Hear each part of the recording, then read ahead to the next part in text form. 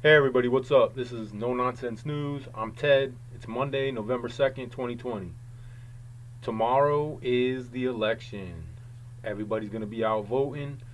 They're getting ready for violence. Hopefully, I'm hoping in America we can act right, act correct, not act like fools over something like this. There is proper ways that you can air your grievances if you disagree with what happens tomorrow.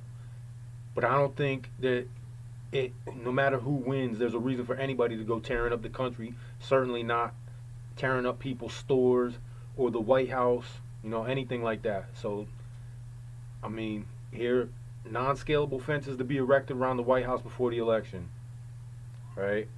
Obviously, they're preparing for violence there.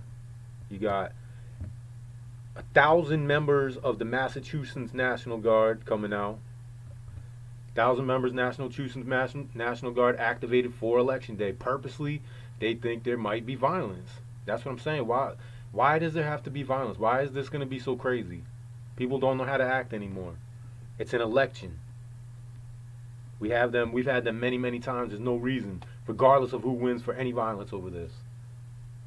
But you still have 75% of Americans, over 75% of Americans think violence will be after the U.S. elections, right?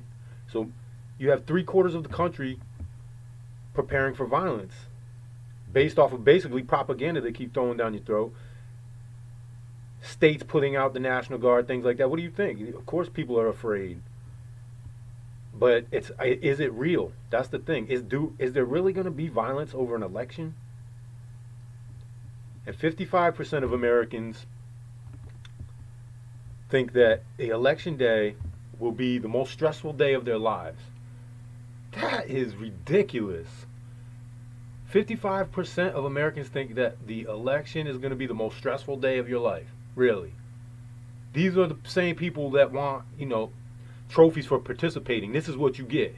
People think that this is stressful. Come on, guys. This is nothing.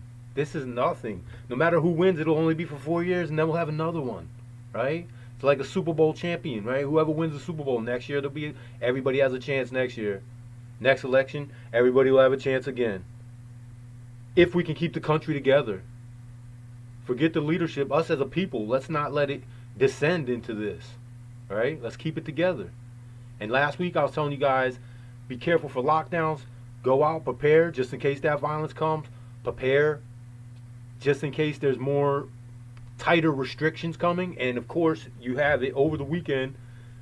You had Cuomo, and he wants visitors to test for COVID-19 before and after they arrive. Dude, this is ridiculous. You think people were fleeing New York before? Now you're going to have a hard time even getting people to come visit. This is like Escape from New York for real. This guy he thinks he's a dictator. But here's the thing. Here's a headline for you from Massachusetts, and they're doing the same thing. They're clamping down. They're tightening their restrictions because they've had a surge in cases. And a curfew, and so many people allowed in businesses, right? And right there in that same area, you got Connecticut. Connecticut is also bringing back some of their COVID restrictions. And if you read the article, go to AP, check out the article for yourself. If you read down, some of the bars and restaurants still haven't opened since the first time around, which is basically going to destroy that. And now they're cutting it back. They had brought it up to you were allowed to have 75% capacity. Now with the surges supposedly going on, they're dropping it back down to 50% capacity. You're coming into winter, you're going to have violence, all this stuff. But anyway, you got Massachusetts, New York, and Connecticut all clamping down.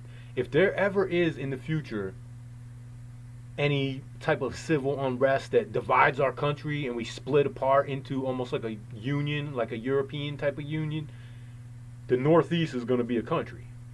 You'll have that whole Northeast from that New Jersey, New York, Connecticut, all the way up is going to be a large democratic country.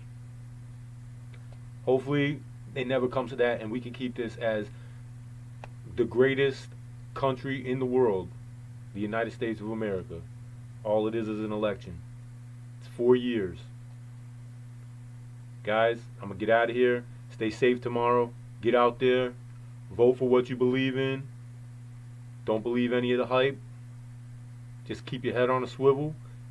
Your situational awareness, keep it high. If you see anything, just get out of there. If there is violence, you probably ran out of time now to go out and get anything if you live in them big areas where it's going to happen. So if you didn't do it and it happens to come your way, like I said, it could all be hype. Could all be hype. Hunker in, ride it out the best you can. I hope you listen to me leading up to this, and hopefully it's nothing. But look at these headlines I'm bringing you with them clamping down on restrictions. I'd get some supplies together now while you can. They already called people last week. I told you. They're saying that the second wave of hoarding's coming in. You got everybody's claiming that there's a rise in their cases. I don't know. I haven't seen any of the numbers on the deaths, but they're saying there's a rise in their cases and they're reimposing restrictions. So go out while you still can. Because right in this one article right here, they tell you they're cutting back on how many people will be allowed in the store. They're telling you to stay home unless you have to go to the store or to work. So it might be coming back again. Let's hope not. Let's hope we can keep it free.